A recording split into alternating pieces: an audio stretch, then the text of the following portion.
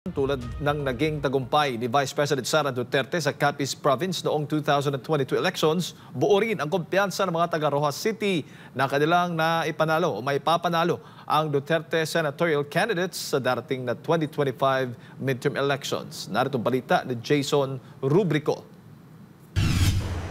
Umaapaw ang suporta ng mga taga Roxas City para sa mga senatorial candidate ng PDP laban ang partido ni dating Pangulong Rodrigo Roa Duterte.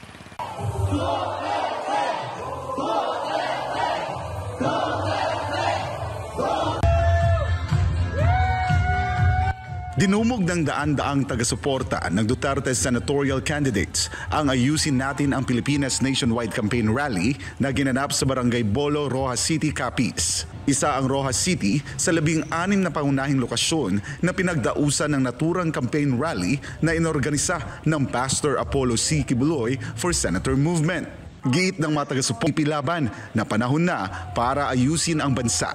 Naniniwala silang ang buong Duterte senatorial slate ang tunay na may malasakit sa bayan at may kakayahang dalhin ang Pilipinas sa mas magandang direksyon.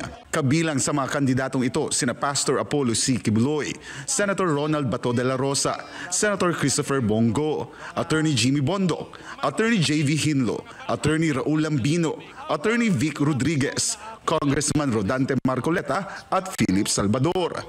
Naniniwala kami na ang PDP laban ang makababago sa sitwasyon natin ngayon.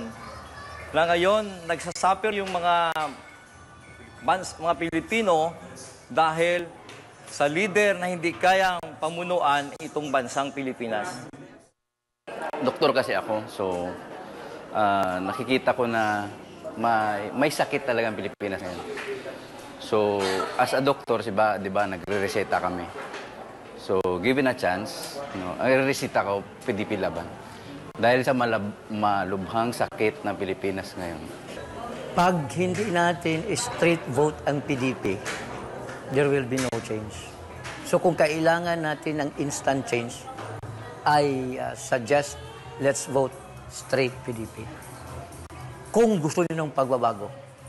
And I believe if we will do it, there will be change because we believe on these 9 senators. Ay, para sa akin po, para makita naman natin yung kaayusan ng ating bansa. At pangalawa, sila naman ay ating mapagkakatiwalaan, may maasahan tayo. Pag tayo lumapit, nandyan naman sila agad. Malakas din ang suporta ng Roxas City para kay Pastor Apollo Kibuloy sa kanyang pagtakbo bilang senador. Binigyang diin ng mga taga-suporta ang natatanging track record ni Pastor Kibuloy bilang spiritual leader ng The Kingdom of Jesus Christ. Ayon sa kanila, kung nagawa niyang mapaunlad at mapatatag ang KOJC, mas lalo niyang kayang isulong ang pagbabago para sa buong Pilipinas. Kilala natin si Pastor Kibuloy.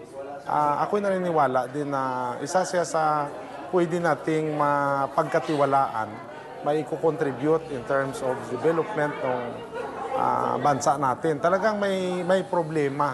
We are bleeding. The Philippines are bleeding.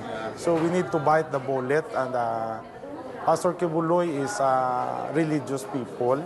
Pero pag tinignan natin yung personal niya na ginawa in terms doon sa organisasyon niya, talagang nakakahanga-hanga. As we all know, KOJC is napakalaking organisasyon.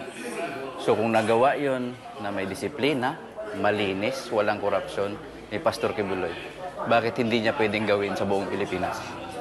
So as a ordinary citizen, gusto ko yun. So nakita ko yung plataforma niya, anti-corruption, anti-drugs, anti-criminal, death penalty for corrupt politicians. I think that's good for me. Tiniyak ng mga taga-suporta na ipapanalo nila ang Duterte senatorial slate hindi lang sa Roxas City kundi sa buong probinsya ng Capiz. Matatandaan na noong 2022 national elections, si Vice President Sara Duterte ay matagumpay nilang naipanalo sa Capiz laban kay Kiko Pangilinan. As far as I know and concerned with all my analysis, mananalo. So, ang mga tao na nakakausap ko from all walks of life, they are silent. But they love and they want change. So, dyan pa lang, mananalo tayo. Ipapanalo natin, sir. Gagawin natin ang lahat na ating makakaya. Ilalatag ko sa mga tao kung ano ang mga plataforma ng mga senador natin para maintindihan nila kung yung boto nila is karapat-dapat ba sa ating mga senador. Ng mga tao tahimik lang. Pero ikampanya namin ang buong slate ng PDP Laban senatorial candidate at si Pastor Kibuloy. Napromisa namin yon na lahat na PDP Laban senatorial candidate ay papanalo namin sa lungsod ng Roxas at Capiz. Bakit po? Kasi yun lang ang solusyon sa corruption na nangyayari ngayon sa bansang Pilipinas. Sa gitna ng lumalakas na suporta sa buong Capiz, lalong lumilinaw ang mensahe ng mga taga Roxas City. Handa silang ipanalo ang Duterte senatorial slate. Kasabay nito, nabuhayan din ng pag-asa ang maraming Pilipino sa pagtakbo ni Pastor Apollo C. Kibuloy. Para sa kanila, hindi lang siya isang spiritual na leader, kundi isang tagapagtanggol ng bayan na handang ipaglaban ang kaayusan, kalinisan at kaunlaran ng Pilipinas. Ang kanyang malasakit, hindi lang sa KOJC, kundi sa buong sambayan ng Pilipino, ay nagsisilbing inspirasyon upang ipanalo ang laban tungo sa isang mas maliwanag na kinabukasan.